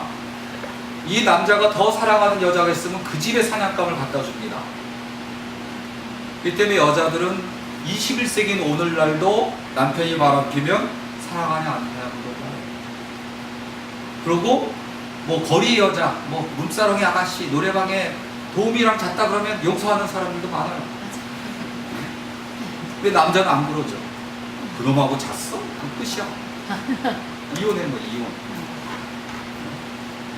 그러니까 우리가 사랑이라고 하는 거, 물론 사랑은 그걸 넘어선 상대방과 교감과 배려와 이런 것들이 어우러진 거죠. 그러나 그 사랑의 밑바닥에는 그런 우리가 짐승일 때의 어떤 유전적 자질이 남아있는 거예요. 무서운 겁니다. 또 하나 얘기했어요. 우리가 마음이 유실론적이냐 유물론적이라는 얘기를 많이 합니다. 인지과학을 보면 마음은 유물론적이야. 우리가 불작이만 인정할 수밖에 없어요. 이 뇌에 200조 개가 되는 신경세포와 뭐가 있어요? 시냅스들이 다발이 있어요. 그것이 전기신호, 화학신호를 주기 때문에 우리 마음이 만들어지는 거예요. 거꾸로 살인 강도한테 옥시토신 주사를 하면은 어떻게 기분이 좋아지고 또 오랜 선수행을 한 스님과 같은 그런 상태가 되는 거예요. 그런 물질적인 거예요. 유물론적. 그러나 이 네트워킹들이 이루어진 거는 유실론적인 거예요. 그리고 얼마 전에 에카르트 헤스라는 사람이 실험을 했어요. 똑같은 여자 사진입니다. 왼쪽 오른쪽을 바꿔놓어도 마찬가지예요. 똑같은 여자 사진을 주고 어떤 때는 0.1초만 보여줘요. 어떤 여자가 더 매력적으로 보냐 물어봐요. 근데 왼쪽에 놓고 오른쪽에 놓은 건 그 사진은 똑같은 여자를 찍은 거지만 뭐가 다른지 아세요? 동공이 조금 큽니다. 한쪽 여자가. 눈으로는 판별 못해요. 근데 실험 결과가 굉장히 놀랍죠. 동공이 조금 큰 여자가 더 매력적이라고 선택하는 경우가 80% 가까이 돼요. 그러니까 우리 머리를 지배하는 건 뭐다? 내가 아니라 또 뭐다? 우리 몸의 세포들이에요. 여자가 언제 동공이 확대가 되냐? 어두운 데 들어갈 때도 동공이 확대되지만 어떤 때 동공이 확대되냐면 상대방에게 관심을 가졌을 때, 상대방을 사랑할 때, 번박한 얘기지만 섹스할 때 오르가즘에 올랐을 때 동공이 확대가 됩니다. 그걸 우리 몸은 알고 있는 거예요. 몸으로 느껴버린 거예요. 그 여자가 더 매력적인 거예요. 그러니까 우리 의식 저편에 우리 몸이 살려있다. 이런 면에서는 또 뭐예요? 유물론적이에요. 그렇지만 이 몸의 모든 세포들의 어떤 조합과 내 신경세포의 조합들이 뭔가 마음을 만들어낸다고 할 때는 그거는 유실론적이에요. 그런 식으로 우리는 역사가 600만 년의 어떤 인류의 역사를 갖고 있어요. 그것들이 우리 몸에 각인된 겁니다. 21세기 오늘 살고 있지만 나는 600만 년의 역사가 있어요. 의상대사가 말한 구세가 일세다. 과거의 과거, 과거의 현재, 과거의 미래, 현재 과거, 현재 미래, 미래 현재, 미래가 지금 이 순간 일념 속에 존재한다는 말이 마음 유신론적으로도 맞는 말이지만 유물론적으로도 타당합니다. 그래서 우리는 이렇게 이제 사회생물학적인 얘기도 해야 됩니다. 그래서 인간은 사회적 협력을 하면서 어떻게 해요? 이타성을 갖다 구현하고 있습니다. 그리고 또 이타성을 구현해낸 게 모자 관계예요. 어머니는 물론 이기적 유전자가 작동하는 대로 자기 유전자를 많이 남기기 위해서 자식에게 헌신하지만 자식은 어머니의 사랑을 느낍니다. 그러니까 어머니 사랑을 느끼면서 어떻게 돼요? 그 사랑과 이타성을 아이가 감성적으로 배우게 돼요. 이런 것 때문에 인간은 이타적 협력이라는 것을 하게 됩니다. 그래서 전혀 모르는 사람을 위해서 희생도 가능한 것입니다. 그것도 무슨 가족적인 이타성, 그 다음에 집단적인 이타성, 혈연적 이타성인데 이제 더 넓혀서 인류적 이타성도 인간이 형성되게 됩니다. 그래서 전혀 모르는 사람을 위해서, 사회 정의를 위해서 기꺼이 자기 목숨을 던지는 사람들이 나타나는 수가 있었던 거죠. 그리고 이 인지과학적으로도 이것을 설명할 수 있게 됩니다. 98년 이전에는 인간의 뇌 신경세포는 세 부류였어요. 감각신경세포, 연합신경세포, 운동신경세포. 그 모든 짐승이 마찬가지였습니다. 그래서 감각신경세포, 내가 뭘 봅니다, 눈으로. 그럼 눈에 있는 시신경이 감각신경세포를 통해서 전달을 해요. 그럼 연합신경세포가 모든 기억과 정보를 모아서 판단하죠. 그래서 판단하는 건 간단하면 저게 나보다 약하냐, 강하냐예요. 그래서 약하다고 판단하면 운동신경세포, 다리한테 명령을 해서 얘를 잡으라 그러겠죠. 팔을 에게 명령을 해서 뭐 창을 던져라 그러겠죠. 그러나 제가 나보다 강하다 하면 다리에게 명령을 내려서 도망가라고 하겠죠. 그렇게 세 부류로 되어 있다고 봤어요. 근데 미촐라티 박사가 어떻게 실험을 통해서 인간과 유인원들, 요새 이제 세 가지 있다고 보는데, 새도 매년 노래하고 주고받기 때문에 미러 뉴런이라는 게 있다. 거울 신경세포. 요새 이제 하나의 부류가 아니기 때문에 미러 뉴런 시스템, 거울 신경 체계라고 말해요. 거울 신경 체계가 있다. 그래서 이 거울 신경 체계가 하는 게 뭐냐? 바로 부처님이 말씀하신 자비심을 갖는 거죠. 그러니까 거울 신경 체포가 하는 게 뭐냐? 타자를 모방하는 것과 공감하는 걸 해내는 거예요. 자, 여기 있는 여러분 주부 여러분들, 아기가 지금 감기약을 먹어야 이 자식이 열이 내려서 살 수 있는데 감기약을 안 먹었다고 입을 꽉 닫고 있어. 그럼 어떻게 해요? 아 하고 엄마가 입을 벌리면 아기도 엄마를 따라서 입을 동그랗게 벌립니다. 그게 미러 누런 시스템이 하는 거예요. 그런 것이 쌓이면서 이제 우리는 공감을 합니다. 그래서 전혀 모르는 사람이 아프면 우리도 아파. 유마경에 나온 대로 중생이 아프면 보살이 아픕니다. 이렇게 강의한 중간에 저기서 급브레이크 발효 소리가 나오면 우리는 상상합니다. 사고 났겠다 하고 그 다음에 마음이 슬퍼집니다. 누군가 사고 안 났으면 좋겠는데. 그게 미러 누런 시스템. 그거는 바로 진화의 선택이라고까지 최근에 논문에서 그러니까 이제 우리가 어떤 이타적 협력이나 타자의 고통에 공감하는 것이 단순히 우리의 어떤 정서적 반응일 뿐만 아니라 진화적 선택을 해서 미러 뉴런 시스템으로 들어와 있어요. 자, 제가 어떤 선한 일을 해요.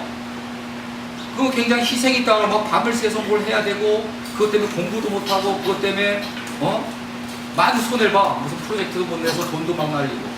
근데 하는 건 뭐예요? 내가 그 선한 일을 해야 되겠다는 의지도 작용하지만 뇌에서 보상해 줍니다. 또 기분이 굉장히 좋아요. 도파민, 옥시토신 이렇게 막 분별해줘요. 그렇게 내 스스로가 보상해 줄 만큼 어떻게 해요? 여기에 진화적인 걸로 내 몸에 들어와 있는 거예요. 그래서 인간은 유전적 키메라입니다. 선과 악이 공존합니다. 이기와 이타가 공존합니다. 그래서 중요한 것은 어떻게 돼요? 틴다칸 스님이 말씀하시는 것처럼 이 선한 종자한테 물을 뿌리는 수행이 필요한 겁니다. 근데 수행만이 중요한 게 아니에요. 전 11가지라고 합니다. 사회 시스템이라든지 법이라든지 시선이라든지 교육이라든지 한 11가지가 인간의 선을 증대하기도 하고 악을 증대하기도 합니다. 예를 들어서 제가 학교 언론반을 12년 가르쳤어요. 그리고 애들이 기자로 갔어요. 근데 기자로 된 애가 전화가 왔어요. 선생님 어떻게 해요? 촌지 받는데 이거 안 받을 수도 없습니다. 안 받으면 왕따 당합니다. 그렇다고 제가 무조건 촌지 받지 말고 기자도 사직해라 이럴 수 없잖아. 그래서 제가 세운 마음, 그래 촌지 받아서 시민사회단체, 장애인단체 이런 데 양로원들한테 기부해라. 그러니까 이제 팀장회가 이제 받아갖고 그렇게 해요. 그러니까 어떻게 돼요? 그 다음에 그 기자가 전화와 하는 말이, 선생님 우리 신문사애들이 저 많이 따라합니다. 그런 식으로 이제 여러 가지가 선을 증대하고 되고 악을 증대하고. 그래서 우리가 사회에도 막 박근혜 정권 말기에 우리가 막 거의 뭐 헬조선이다 이러지만 또 지도자가 바뀌어서 또 좋아질 수 있는 거죠.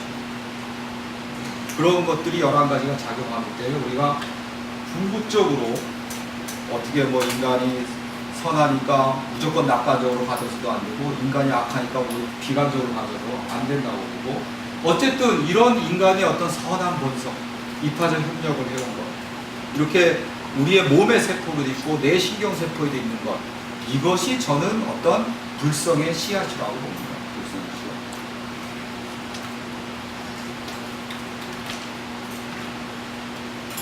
그래서 저는 이 서로 말미암아 존재하고 서로를 말미암아 생명이 활동하는 연계의 법칙이 사실의 판단이라면 필연적으로 사이좋게 지내야 하는 것은 가치의 판단입니다. 그래서 연기론을 알면은 크게 3가지가 가능합니다. 이 실상을 파악하게 됩니다. 공이라는 실상, 모르는 것이. 실체적으로 뭘 못 파악하죠. 서양인들은 그런 인식이 없어요. 두 번째 이제 실체론을 떠나서 이제 모든 이 세계들을 바라보게 되고, 세 번째는 바로 이거, 타자와 어떤 관계 속을 벗어 사이좋게. 두 사람이 막 싸우는데 어떤 아주머니가 와서 야, 이놈들 다 내 뱃속에서 나온 이복 형제 다음에 싸움을 멈추는 거죠. 더 존재가 나와 밀접한 연관 속에 있다. 서로 상호 조건 속에 있다. 서로 인터비커밍의 관계가 있다. 그런다면 우리는 사이좋게 지내다. 이렇게 되기 때문에 가치의 판단입니다. 그래서 이제 류마경의 말씀대로 중생의 아픔은 보살이다. 그렇게 있기 때문에 우리는 자신에 의지하여 깨달음을 구해야 합니다. 자, 그래서 스스로 자신의 거울에 앉으면 먼저 있답니다. 이것은 저는 원효 스님이 말한, 원효 스님 이전에도 말한 사람이 있지만 진속불이라고 합니다. 그래서 이 진속불이는 바로 그와 같은 것입니다. 자, 연꽃이 왜 향기 우겨난 산록에 있지 않고 진흙탕 속에 있는 거예요. 자, 내가 달라리아마 존자처럼 수행정진에서 부처가 됐어요. 그렇다고 부처가 아니라는 거죠. 자, 저 푸른 하늘이 흐리게 보이는 것은 원래 푸른 하늘은 푸른 거죠. 근데 유리창에 먼지가 끼면 흐리게 보이죠. 그럼 먼지만 닦아내면 다시 푸른 하늘이 돌아오죠. 그 먼지가 뭐예요? 무명입니다. 푸른 하늘이 바로 불성이고 부처입니다. 그러니까 무명만 닦아내면 불성이 들어갑니다. 그래서 내가 부처가 됐어. 그렇다고 부처는 아니라 이거예요.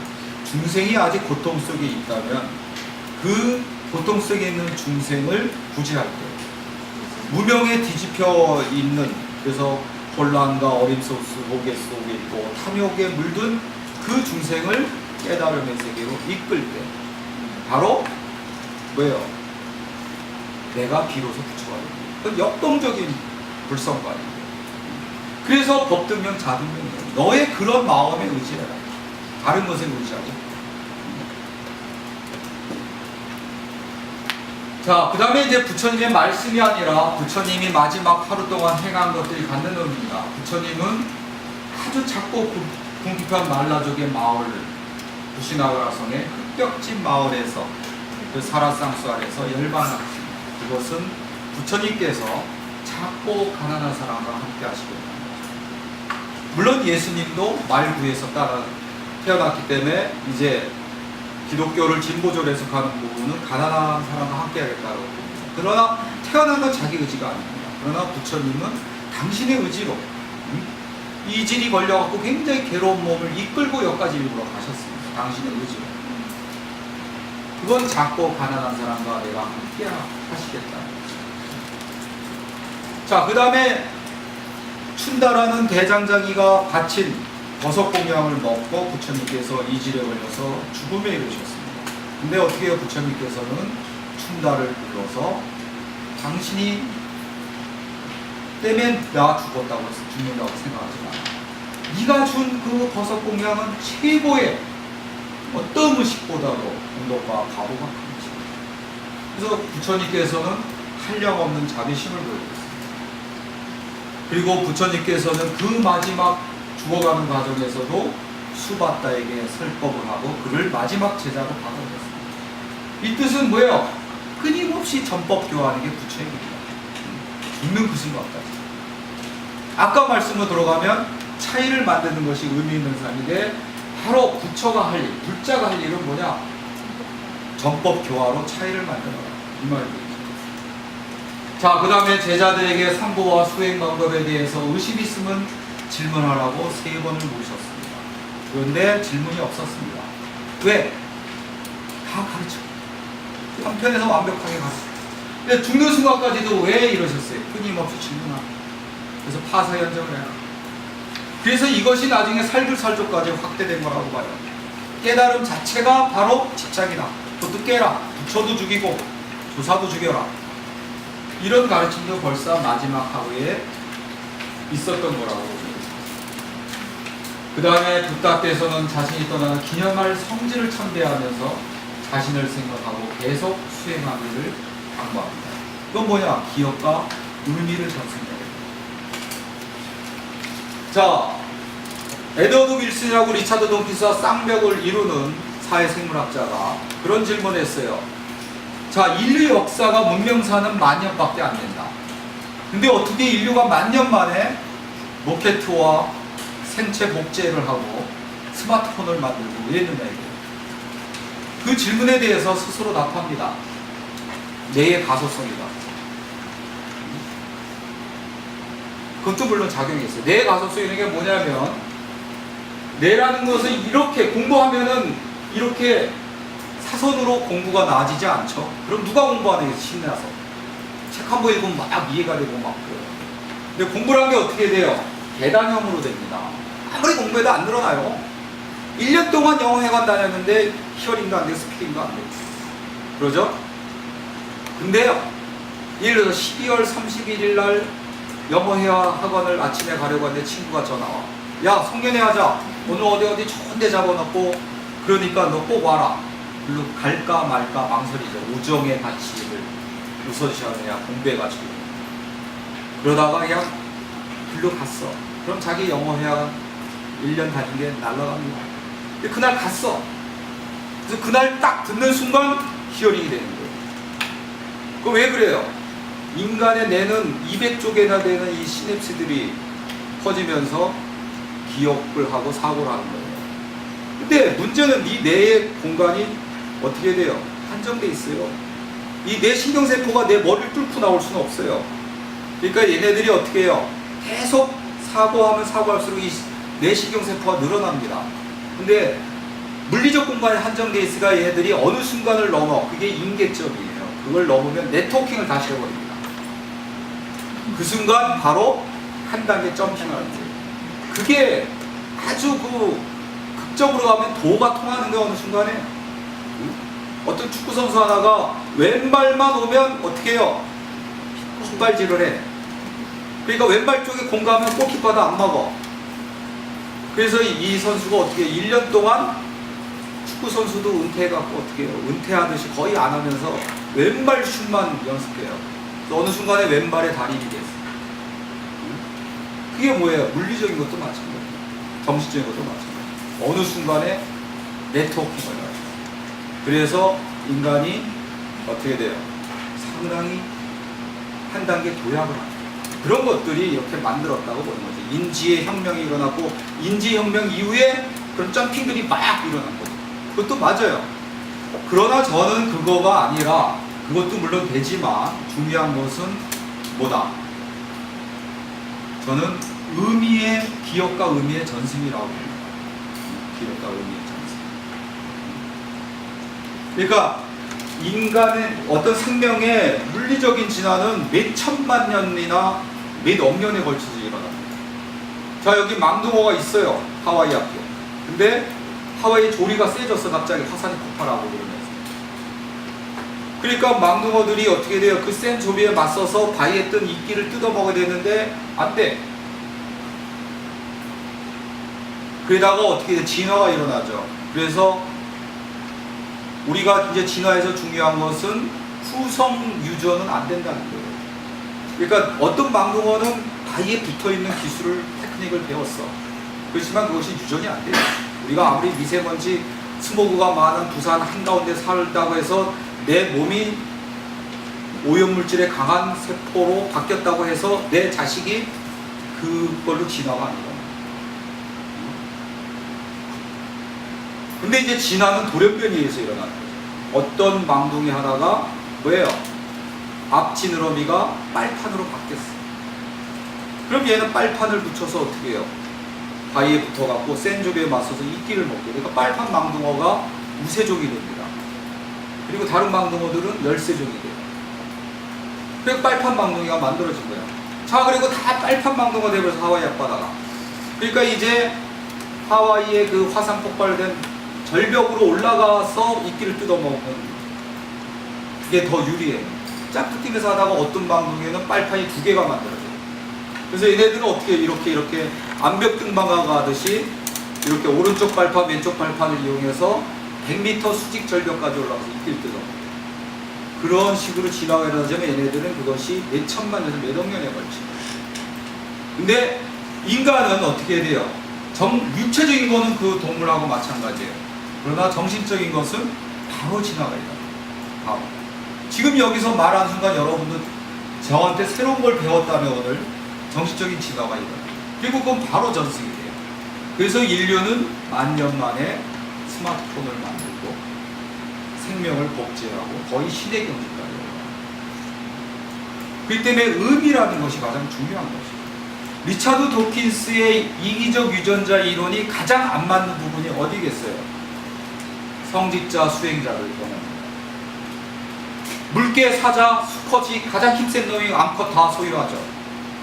근데 우리는 성직자, 수행자들이 어떻게 가장 중세까지 강한 권력을 가졌는데 독신 생활합니다. 왜? 이기적 유전자의 조종을 받는 그런 욕망보다도 뭐가 강해요? 의미를 추구하는 것이 더 강합니다. 더 영원한 진리가. 난 여성과 잠을 자서 얻는 쾌락보다는 부처님의 가르침을 따르는 것이 더 큽니다. 그래서 인간은 의미의 존재입니다.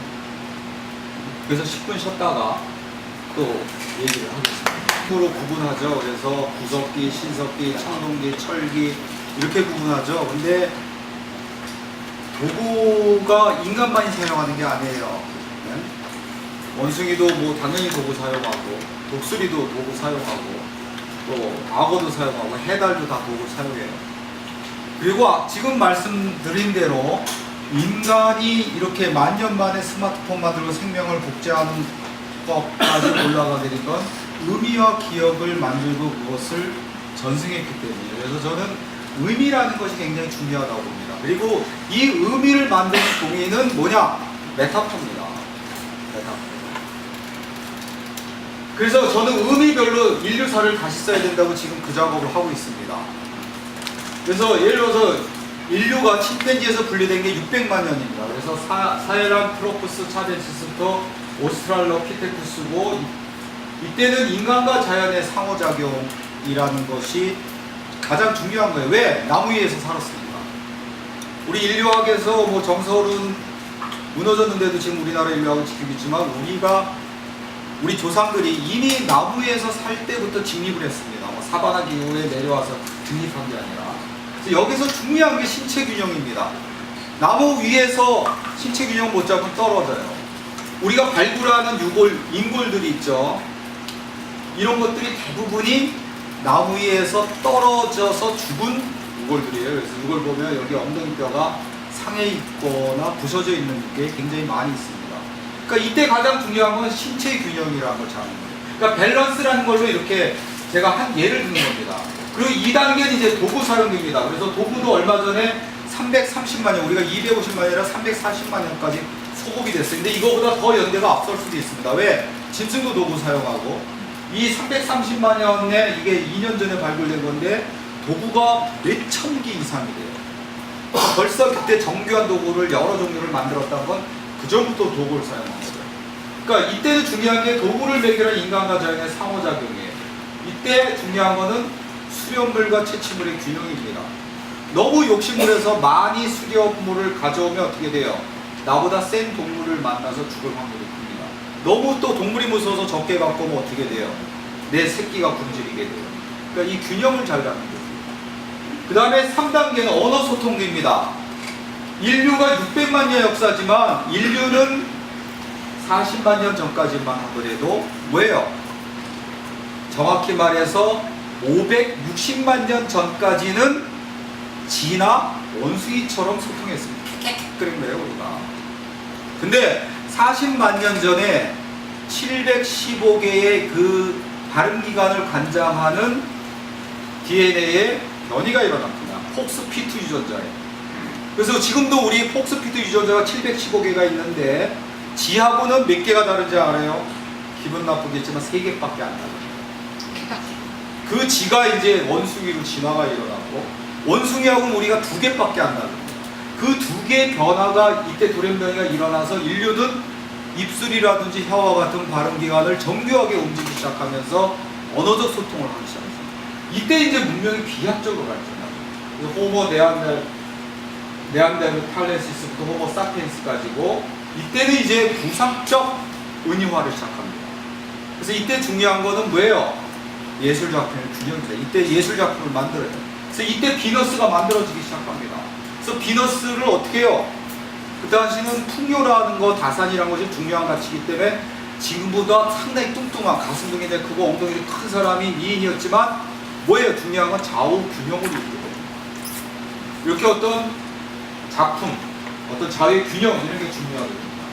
그리고 농경혁명이 우리가 신석기에 일어났다고 보지만 그게 아니라 구석기 시대에 이미 농경혁명이 일어났어요. 유럽에선 터키의 고원지대에 어느 여인이 밀을 갖고 오다가 떨어뜨린 밀이 봄에 싹을 나는 걸 보고 우리는 그렇게 구체적으로 알 수 없지만 인도 아셉 지방에서 야생거를 누군가 갖고 와서 경작하면서 이제 본격적으로 농경 생활에 접어들어요. 그래서 농경이 이제 정착기예요. 그러면서 이제 메소포타미아 문명이 꽃피게 됩니다.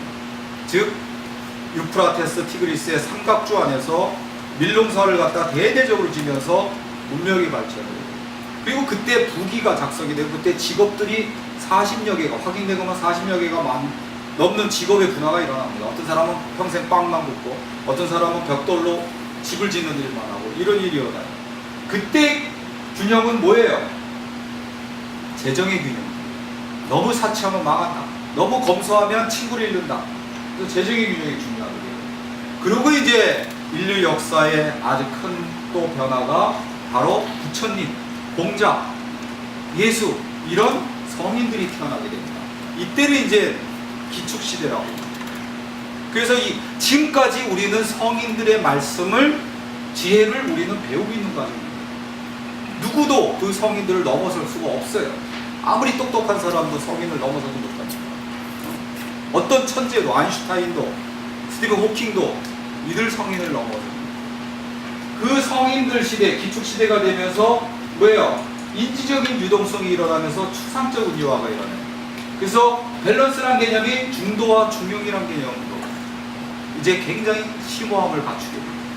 중도와 중용이란 개념도 처음에는 너무 욕망을 절제하지도 말고 너무 욕망을 어떻게 해요? 확산하지도 말고 그 자리에서 중도시켜. 이런 거에서 어떻게 돼요?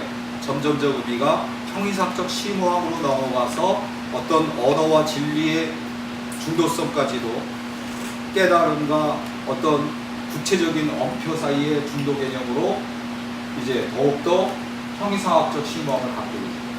그렇기 때문에 인간에게서 가장 중요한 것은 바로 의미다. 이걸 보고 그런 불교의 내가 깨달은 의미들, 그렇게 해서 세워놓은 의미와 진리를 니네들이 전승시켜라. 그래서 인류 문명을 발전시키고 많은 문명 속에 있는 중생들을 구제하라는 말씀을 부처님께서 마지막으로 하신 거죠. 그리고 이제 또 하나는 전륜성안의 유해를 장례하듯이 장례 지내고 탑을 세워 사람들이 거기에 경배하라. 홀로 깨달음이 이룬 나는 독각불이다.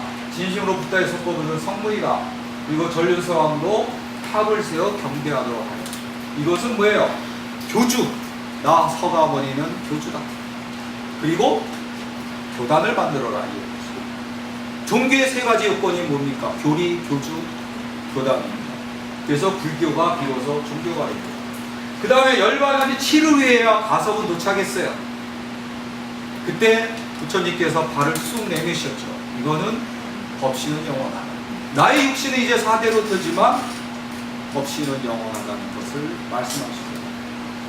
그 다음에 이제 가섭이 결집을 해서 안 한다는 어떻게 부처님 말씀을 다 기억을 했고 500의 비구들은 그것을 맞다 이렇게 요새로 치면 일종의 검열 작업한 거죠. 그래서 병이 만들어졌어요.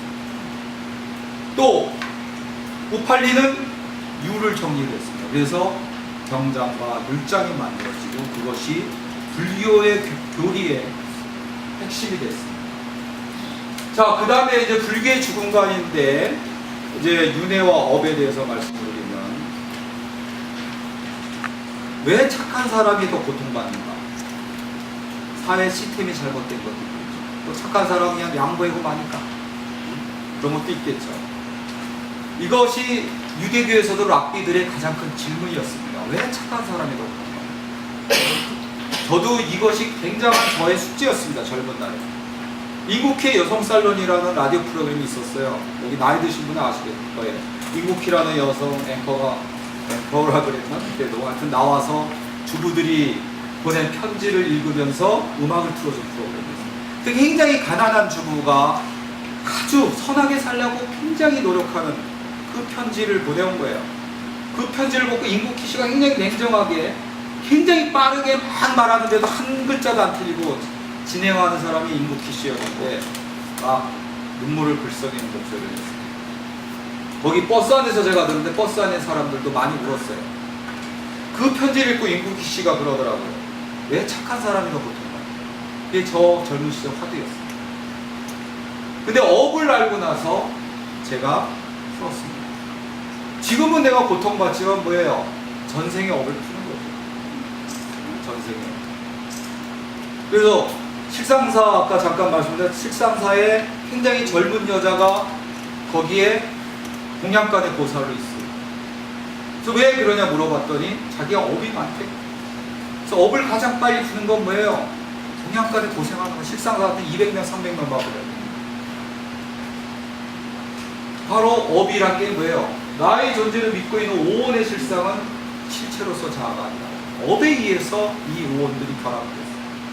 동물들이 굉장히 다양하고 또 사람도 건강한 사람 있고 건강하지 않은 사람 있고 태어날 때부터 정신병이 걸린 사람 그 다양한 것은 다 업이 작용하는 거예요.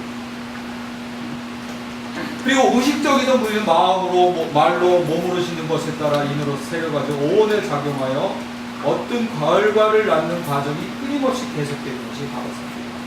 모든 존재는 업의 소유자이며 업의 상속자이며 업에서 나온 것이다. 이거 이중표 선생님이 말씀하십니다. 그래서 불교는 또 업과 윤회를 결합해서 얘기합니다. 다만 저는 이제 그 전생의 업에 대한 것도 우리가 조금 냉철하게 판단할 여지가 있다고 봅니다.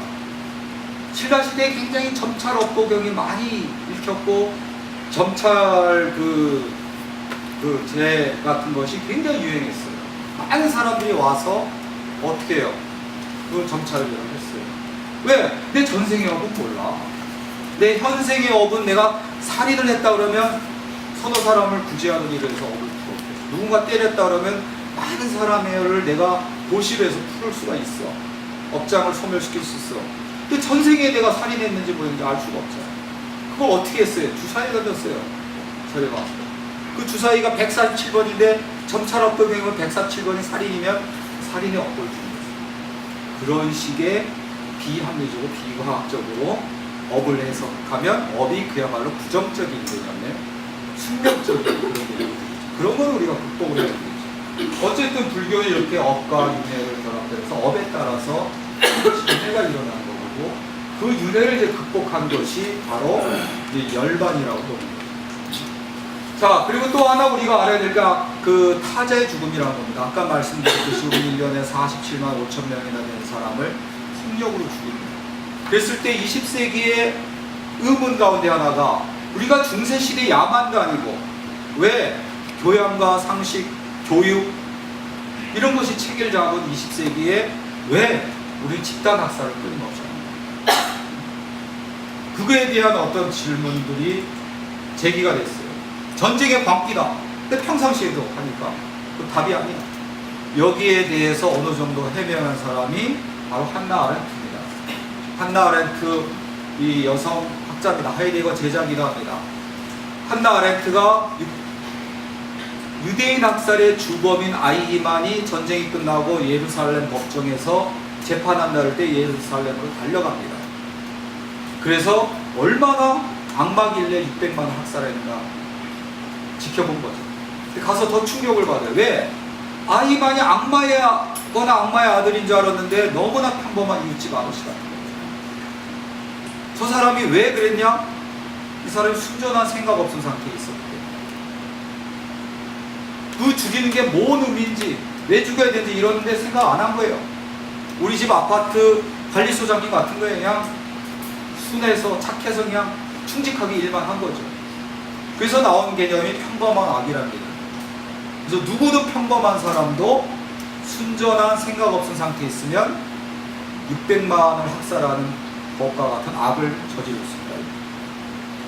그 다음에 이제 스탠리 밀그럼 권위에 대한 복종 실험을 했습니다. 여기 사진에 나오듯이 $40 주고 시민들을 갖다가 모집을 했어요. 그리고 학생 역을 맡은 애한테 질문을 해요. 그래서 질문을 못 맞힐 때마다 15V의 전기 고문을 할 수 있는 버튼을 누르게 해요. 두 번째 못 맞히면 30V. 그래서 450V까지 올라가면 어떻게 된다? 쟤는 죽는다 말해요. 그 버튼을 누를 때마다 비명소리가 들리고 막 고통스러운 일그러진 표정이 보여요. 이 실험을 하기 전에 스탠리 밀그램은 어떻게 해요? 심리학자들한테 물어봤어요. 과연 몇 %가 450V까지 올릴까? 여러분 몇 % 될 것 같아요? 결과는 1%가 될 거다. 1% 미만일 거다. 아무도 알아요. 근데 결과는 어때요? 실제 결과는 자그마치 65%가 450V까지 올렸어요. 스탠리 밀그램도 너무나 충격받아서 이 실험을 공개하지 않았어요. 7년인가 8년인가 뒤에 나온 거예요. 근데 이게 공개되자마자 인류가 다 충격을 받았습니다. 이게 맞다면 인류라는 거, 인간이라는 존재가 얼마나 악한 거냐. 자기가 무슨 압박을 받은 것도 아니고 그랬는데 상대방이 죽는데 450V까지 올려. 그래서 나온 개념이 권위에 대한 복종. 인간이, 그러니까 이 예일 대학의 교수라는 것. 그래서 머뭇거린 시민한테 누르세요. 이런 순간 자기가 또 $40을 받았다는 어떤 압박감도 작용했겠죠.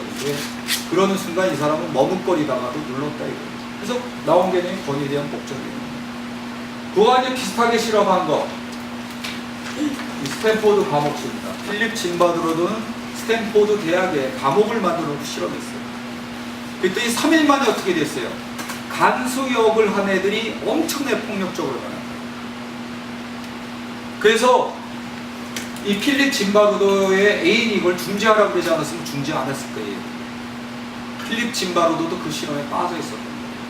그래서 이것은 세계에서 계속 유사한 실험이 벌어졌습니다. 우리나라에서도 SBS에서 강원도에 감옥을 만들어서 실험을 했어요. 그랬더니 똑같은 결과가 나왔어요. 그래서 여기서 나온 게 루시퍼 이펙트예요.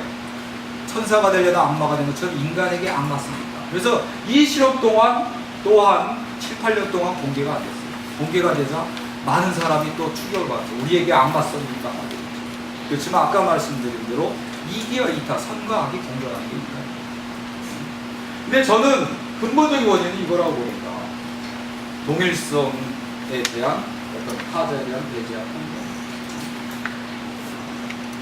그러니까 우리는 동일성을 형성해 그런 타자를 만듭니다. 백인이면 유색인, 기독교도는 이슬람교도, 좌파고 우파, 우파면 또 좌파 이렇게 만듭니다.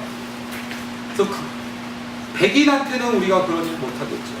아이만한테 독일 우파 중산층 시민을 학살하라 했으면 학살 못했을 것 같습니다. 그래서 실제 근본적인 것은 뭐다? 동일성입니다. 그래서 인간은 동일성으로서 끊임없이 타자를 만들고 그 타자를 배제하고 폭력을 행하면서 동일성을 강화하는 속성입니다. 그러니까 백인 애기는 죽이지 못하겠죠. 그러나 백인 신부가 수만 명의 마야족이나 잉카족의 원주민들을 학살합니다. 어떤 신부는 애기를 들어서 머리를 바위에다 쳐요. 백인 애기는 못 그러겠죠. 얘가 몇 번에 죽나 시험해 보는 거예요. 그걸 다른 신부는 말리는 게 아니라 그걸 보면서 기록하고 있어서 저 같은 사람들 그 기록을 볼 수 있거든요. 그러면 여기에서 이게 맞냐 안 맞냐의 또 실험 중에 하나가 이 학살이 있기 전에 항상 먼저 진행되는 게 뭐냐? 헤이트 스피치입니다. 혐오 발언. 히틀러도 유태인을 학살하기 전에 5년 전부터 유태인을 빨갱이 반기독교도로 이렇게 몰아버리는 타자화시키는 연설을 한 뒤에 학살이 일어났어요. 루안다도 한 목사가 나와서 투치족 바퀴벌레를 박멸하자면서 학살이 일어났어요. 우리나라 조상들도 조선족들도 일본 사람들이 조선족들이 관동 대지진 때 우물에 독 탔다 이런 얘기가 번지면서 관동 대학살이 일어나요. 그러니까 항상 학살이 있기 전에 뭐가 진행이 된다? 헤이트 스피치, 혐오 발언이. 또 실제 제인 엘리엇이라는 교사가 실험했습니다. 마틴 루터 킹 목사가 암살당한 직후에 자기 학생들 갖고 실험, 학생들과 똑같잖아요. 파란 눈을 한 학생들, 갈색 눈동자를 한 학생들을 분류하고 파란 눈동자를 한 학생들한테 첫 조각으로 표시하게 되고 이쪽은 조금 주눅들게 이쪽은 특혜를 준 거예요. 그랬더니 놀라운 결과가 나타났어요. 파란 눈동자로 분류된 애들이 학습 능력이 떨어지고 모든 것에 주눅이 들어요. 졸업 이후까지 진행돼요. 그래서 이런 집단 학살, 이런 폭력을 만드는 근본 원인은 뭐다? 바로 동일성이다. 그럼 이에 대한 대안이 뭐냐? 그래서 서양에서 타자성의 사유가 나오지만 저는 원어의 어떤 변동 원리라는 원이라고 봅니다. 그래서 같다는 것은 다름에서 같음을 분별한 것이요, 다르다는 것은 같음에서 다름을 밝힌 것이다. 같음에서 다름을 밝힌다 하지만 그것은 같음을 나눠 다름을 만든 것이 아니고 다름에서 같음을 분별하는 것은 다름을 녹여 없애고 같음을 만든 것입니다. 무슨 말씀인지 아시겠어요? 잘 모르죠? 쉽게 저는 이게 눈 붙여라고. 눈 속 안에 붙여 있어. 이걸 우리말로 눈 붙여라 그래요. 제가 만든 영어 아니에요. 원래 있는 겁니다. 그래서 여러분이 한번 마주 보세요. 한번 마주 보세요. 우리가 바꾸지만 상대방 눈동자에 여러분 모습이 보이죠? 굉장히 가까이 가야 돼요. 이거 눈 붙여입니다. 이걸 눈 붙여라 그래요. 원래는 이 형상이 부처 형상이라서 눈 붙여라 그러는 거죠. 근데 저는 여기에다가 철학적 의미를 더 붙입니다. 뭐냐? 우선 첫째, 가장 표층적인 1차원적 의미는 이 눈부처를 보는 순간은 뭐예요? 나와 타자의 구분이 무너집니다. 상대방의 눈동자인데 내가 들어가 있어요. 그리고 그런 순간 난 뭘 느껴요? 상대방 눈동자에 내가 있네? 내 눈동자에 그럼 제가 있겠네? 서로 끊임없는 대대적 관계가 일어납니다. 나와 타인의 대립이 무너지고 내 안에 너가 있고 너 안에 내가 있는 관계. 두 번째는 뭐예요? 이 눈부처는 굉장히 가까이 가서 보지 않으면 안 보입니다. 저 결혼하는 제자들한테 하는 말이 딱 한 가지 있습니다. 뭐라고 해요? 축하한다고 하면서 하는 말이 하루에 1초라도 좋다. 한 번에 눈부처럼 바라봐라. 1초라도 좋다. 그러면 싸울 일이 없어. 혹시 싸운다 하더라도 칼로 물베기다. 그러니까 이거는 내가 누굴 죽이려고 갔다 왔는데 상대방 눈동자에서 나를 발견했다? 못 죽이게 됩니다. 햄릿이 왜 자기 아버지를 죽인 클로디스를 못 죽이게 돼요? 클로디스는 자기 아버지를 죽인 원수예요. 근데 클로디스는 자기의 욕망을 대신한 자기예요. 아버지를 죽이고 어머니와 결혼하려고 하는 자기의 욕망을 클로디스가 대신한 거예요. 그렇기 때문에 죽이지 못합니다. 그거 마찬가지예요. 상대방 안에 내가 있는데 상대방은 나의 적이 아니에요, 이미. 그래서 눈부처란 건 뭐냐? 아까 진석부리에 말씀드렸지만 내 안에 부처, 상대방과 공존하고 상생하려는 것이 그 부처의 무상하다. 그리고 또 하나 뜻은 뭐냐? 동일성을 완전히 파괴하는 차이의 사유라 이거예요. 그래서 이해하기 쉽게 제가 소설로 말씀드리고, 제가 아까 세 문장의 소설처럼 꾸민 이야기입니다. 근데 현장감을 위해서 저라고 상정하고 얘기하겠어요. 자, 제가 대학에 갔어요. 가난했어요. 누이가 독일 간호사로 갔어요. 그래서 누이가 보내주는 돈으로 제가 등록금도 하고 그랬어요. 근데 어느 날 누이가 죽었다는 정보를 받았어요. 그러니까 전 백방을 알아봤겠죠. 근데 누이가 독일 의사한테 성폭행을 당해서 자살했다는 소식을 했어요. 저한테 독일 의사는 원수겠죠. 그래서 대학을 중퇴하고 뭐 신문팔이부터 어렵게 해서 제가 자수성가했어요. 그래서 조그만 기업을 운영하게 됐어요. 근데 저는 고유명사 독일인 의사뿐만 아니라 보통명사 독일인 의사가 되지 않기 위해서 어떻게 해요? 제가 그 공장에 100명을 고용하는데 50명을 이주노동자로 항상 고용을 한 거예요. 그리고 그 이주노동자들하고 거의 자식처럼 지냈어요. 하루에 한 끼씩 꼭 밥 같이 먹고, 토요일 날은 같이 등산도 하고, 전 축구를 좋아하는데 뭐 축구도 같이 하고, 여성 이주노동자하고는 같이 노래방도 가고 이랬어요. 그래서 그들도 저를 사장님이라 안 부르고 형님이나 오라버니라고 불렀어요. 근데 어느 날 제 아들이 와서 저보고 아빠야말로 아빠가 가장 증오하는 독일인 의사다. 그리고 집을 나가고 있어요. 왜 그렇겠어요? 얼마나 좀 억울하겠어요. 누구보다 선하게 살고 누구보다 이주노동자를 내 자식처럼 여기고 살아왔는데 다른 놈도 아니고 아들놈이 그러다니. 밤새 처음엔 분노했겠지만 저를 성찰했겠죠. 왜 아들이 그랬을까요? 어느 날 아들이 흑인 여성 이주노동자를 데리고 와서 결혼하겠다고 했어요.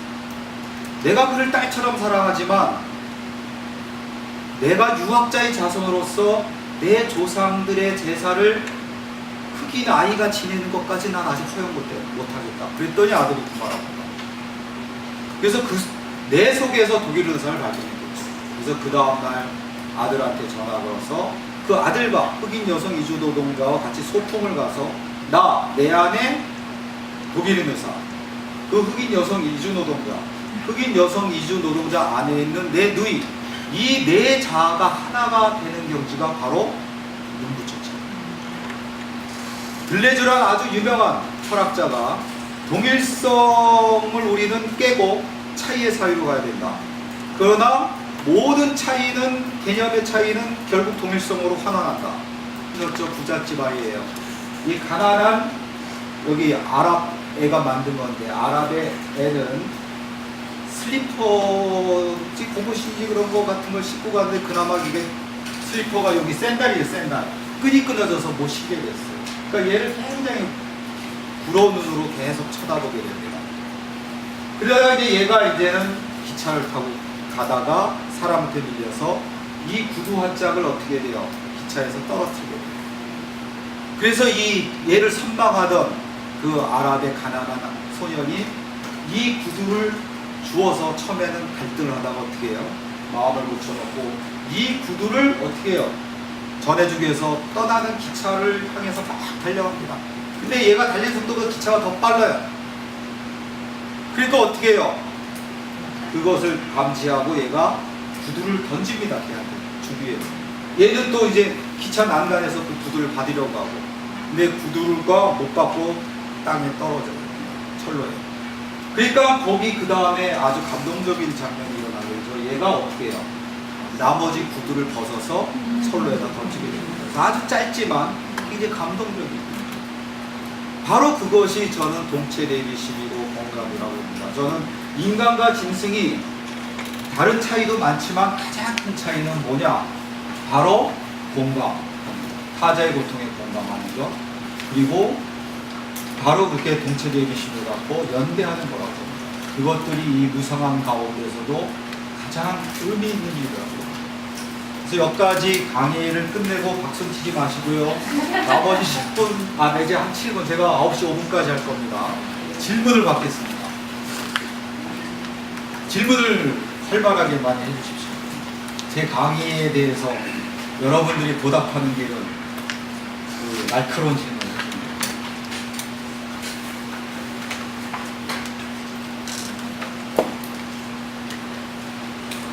질문해 주세요.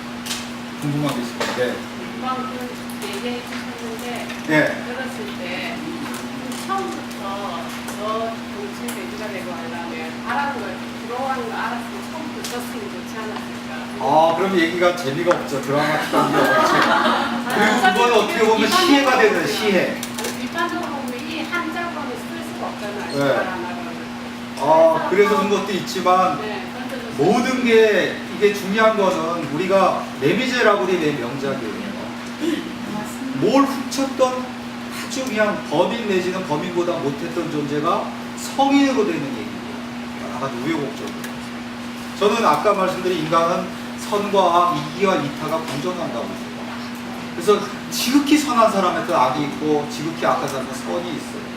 그러면 인간에서 가장 아름다운 장면은 뭐예요? 자기의 악을 손으로서 누르고 뭔가 타자와 공감하고 연대할 때 아름다운 거예요. 저는 그렇기 때문에 이것이 더 감동적인 거는 처음부터 줬으면 감동적이에요. 원래 착해서요. 이 아주 짧은 건데 이 아랍에도 갈등을 해요. 이 구도를 가질까 한짝이래.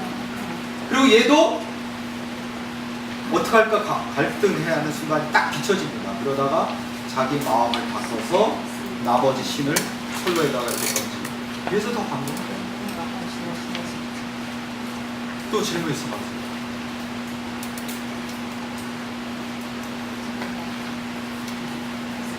질문 또 해주세요. 예. 아까 교수님이 시비 연기에 대해서 말씀을 하셨는데 네네. 근데 처음 들어서 그런지 그냥 들었는데 미치겠습니다.